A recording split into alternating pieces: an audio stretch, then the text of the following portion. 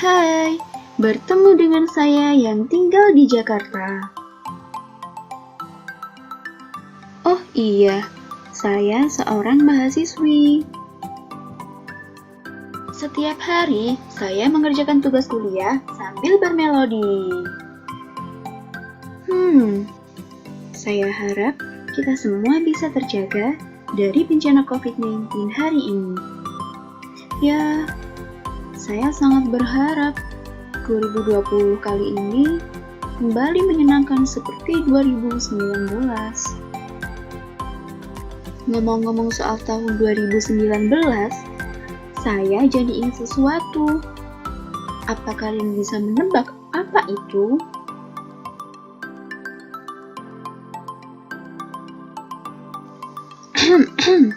Jumpa lagi di liputan7.com.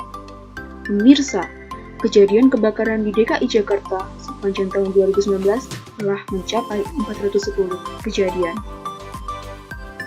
Simak liputan kali ini bersama saya, Jirimu Titi. 100. Benar sekali. Saya teringat salah satu berita fenomenal tentang kasus kebakaran di kota saya yang, tidak, jumlahnya cukup mengerikan bagi saya. Dari adanya berita itu, dulu saya mengambil topik tersebut sebagai makalah salah satu perkuliahan saya. Ini seperti tongkat ibu peri yang celing. Saya dapat ide. Makalah saya saat itu berjudul Analisa Kejadian Kebakaran Provinsi DKI Jakarta sepanjang tahun 2019 beserta jumlah kerugian, korban, dan penyebab terjadinya. Tujuan dan manfaat dari makalah yang saya buat yaitu 1. Dapat mengetahui peraturan-peraturan atau dasar hukum terkait kebakaran. 2. Memahami teori-teori dasar keselamatan dan kesehatan kerja atau K3 terkait kebakaran. 3. Dapat mengetahui tingkat keparahan dan tingkat keseringan terjadinya kebakaran di DKI Jakarta. Hey, dari judulnya kalian sudah paham kan apa saja batas yang dibahas di makalah saya saat itu, yakni analisa masalah hanya terkait jumlah kerugian, jumlah korban, dan penyebab kebakaran. Untuk pembahasan analisa lebih lanjut, hanya terkait tingkat keparahan dan tingkat keseringan terjadinya kebakaran. Adapun cakupan wilayah yang dianalisa hanya lingkup Provinsi DKI Jakarta ya, tanpa Kepulauan Seribu. Dan periode data yang dianalisa oleh saya yaitu bulan Januari sampai bulan Oktober tahun 2019 tentunya. Saya akan membahaskan makalah saya lebih lanjut. Pertama-tama, saya akan menyebutkan peraturan-peraturan terkait K3 kebakaran. 1. Undang-Undang Nomor 1 Tahun 1970 tentang Keselamatan dan Kesehatan Kerja. 2. Permenaker Trans Nomor 4 Men 1980 tentang syarat-syarat pemasangan dan pemeliharaan APAR. 3. Permenaker Trans Nomor 2 Men 1983 tentang instalasi kebakaran alarm otomatis. 4. Permenaker Nomor 186 Men 1999 tentang Unit Penanggulangan Kebakaran di Tempat Kerja. 5. Instruksi Menaker Nomor 11 M PW 1997 tentang pengawasan khusus K3 dan penanggulangan kebakaran. Dan yang terakhir, Permen PU Nomor 20 PRT M 2009 tentang Pedoman Teknis Manajemen Proteksi Kebakaran di Perkotaan.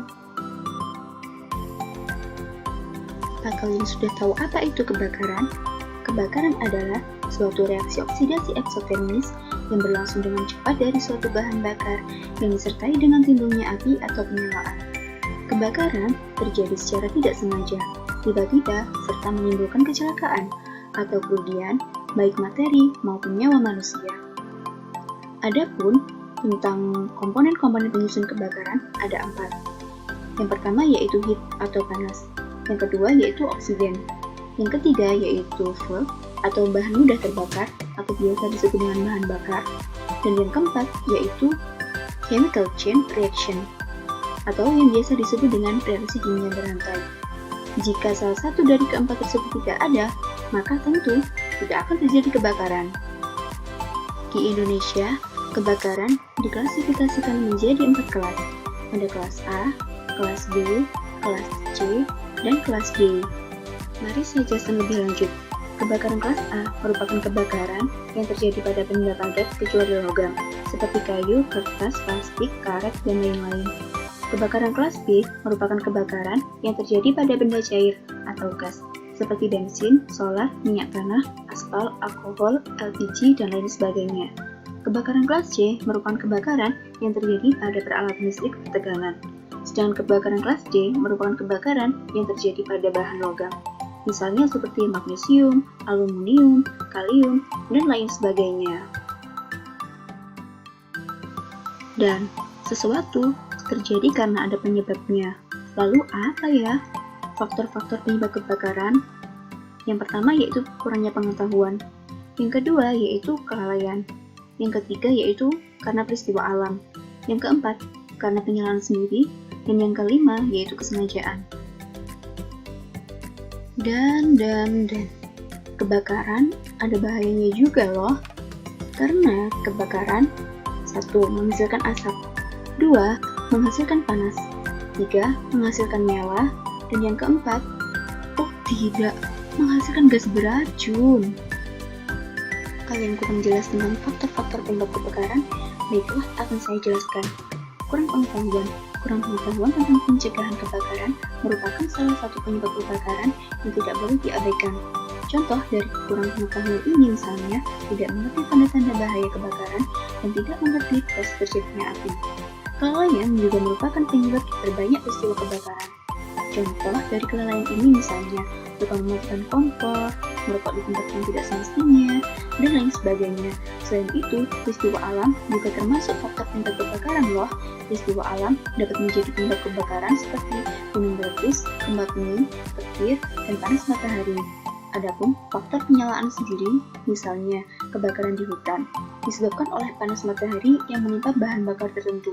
Dan ada satu lagi, yaitu tentang kesengajaan. Kebakaran juga bisa loh disebabkan oleh kesengajaan, misalnya karena unsur sabotase. Oh, ini mengerikan.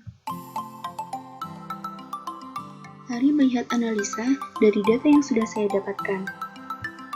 DKI Jakarta merupakan kota terbesar di Asia Tenggara dengan kepadatan penduduk 15.804 orang per kilometer persegi tahun 2019. Hal tersebut membuat Jakarta harus lebih waspada akan terjadinya kebakaran. Badan Penanggulangan Bencana Daerah atau BPBD DKI Jakarta mencatat terdapat sekitar 410 kejadian kebakaran di DKI Jakarta mulai bulan Januari sampai bulan Oktober sepanjang tahun 2019. Dari peta lahan guna pada gambar di samping, perlu diketahui, wilayah dengan blok warna kuning dan blok kuning keoranyean merupakan wilayah pemukiman. Dari gambar tersebut, terlihat bahwa DKI Jakarta juga merupakan kota dengan pemukiman yang sangat padat. Pemukiman yang padat turut akan mempermudah penyebaran api dari satu rumah ke rumah yang lain, karena jarak antar satu rumah dengan rumah yang lain saling berhimpitan. Adapun beberapa kawasan padat penduduk akan membuat mobil pemadam kebakaran sulit masuk ke lokasi kebakaran, dan hal ini akan menyebabkan proses pemadaman yang sangat lama, sehingga kerugian material juga memungkinkan sangat besar. Dan korban yang terdampak kebakaran akan kehilangan tempat tinggalnya juga harus mengungsi ke tempat lokasi pengungsian yang telah disediakan oleh pemerintah setempat. Cukup merepotkan. Dari tabel di samping, dapat dianalisa bahwa jumlah kejadian kebakaran terbanyak ada di Jakarta Timur dengan 103 kejadian. Sementara itu, untuk di wilayah lain seperti Jakarta Selatan, Jakarta Barat, Jakarta Utara, dan Jakarta Pusat, jumlah kebakaran masing-masing yaitu 97, 85, 71, dan 53 kejadian. Penyebab kebakaran yang terjadi di Jakarta umumnya disebabkan oleh korsleting listrik, yaitu sebesar 74%, dan tabung gas sebesar 14%. Selain itu, penyebab lainnya yang memicu kebakaran di Jakarta yaitu disebabkan oleh percikan api las, pembakaran, bensin, petasan, puntung rokok, dan lain sebagainya. Korsleting listrik menjadi penyebab yang sangat dominan. Kebakaran yang ditimbulkan oleh korsleting listrik disebabkan karena konduktor negatif dan konduktor positif pada suatu kabel terhubung satu sama lain, sehingga menimbulkan hubungan pendek yang membuat arus listrik yang mengalir menjadi sangat besar dalam waktu yang cepat.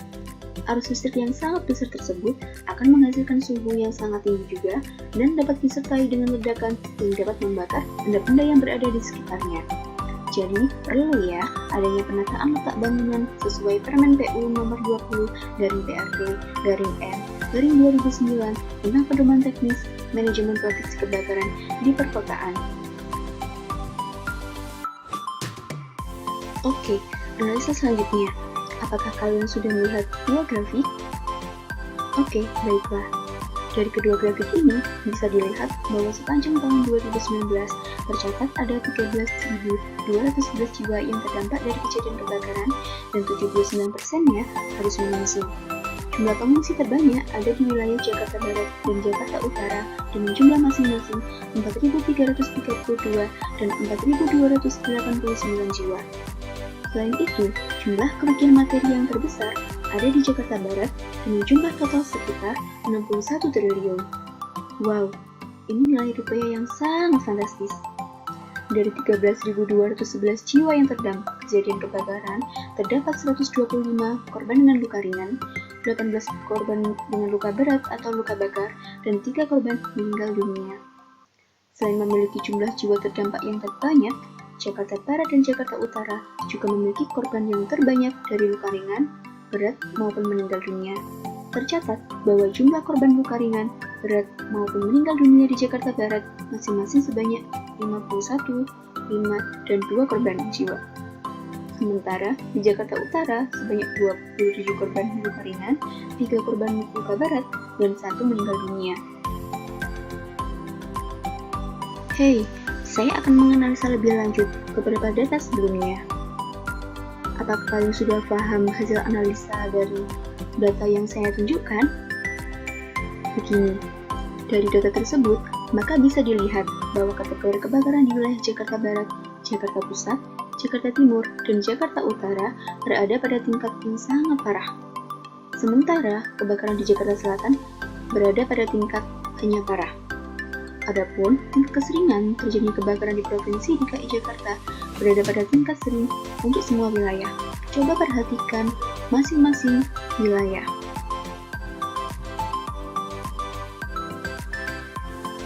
Dari beberapa penjelasan yang telah saya jabarkan, saya bisa menarik beberapa kesimpulan, yaitu penyebab kebakaran yang paling dominan di seluruh wilayah adalah karena korsleting listrik, dan jumlah korban kebakaran terbanyak ada di wilayah Jakarta Barat. Juga berserta kerugian yang terbesar ada di wilayah tersebut. Adapun kebakaran yang terjadi di setiap wilayah berada dalam kategori tingkat yang sangat parah, kecuali untuk wilayah Jakarta Selatan yang masih berada dalam kategori parah saja. Sedangkan frekuensi terjadinya kebakaran berada dalam kategori sering untuk seluruh wilayah.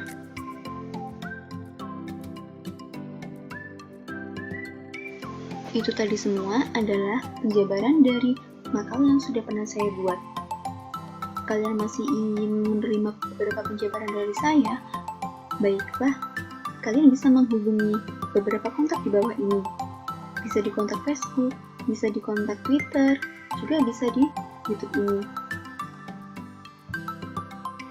Sebelum saya undur diri, saya ingin mengucapkan terima kasih banyak karena sudah menyimak penjelasan saya. Maaf jika masih ada beberapa yang kalian kurang paham. Hey, kalian boleh loh tanya kepada saya. Oh iya, jangan lupa like, komen, dan share video-video yang ada di channel ini. Satu lagi, klik tombol subscribe di bawah ya. Gratis kok. Saya hitung nih.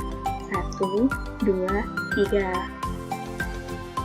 Oke, saya akhiri teman suara kali ini dengan kalian. Sampai jumpa.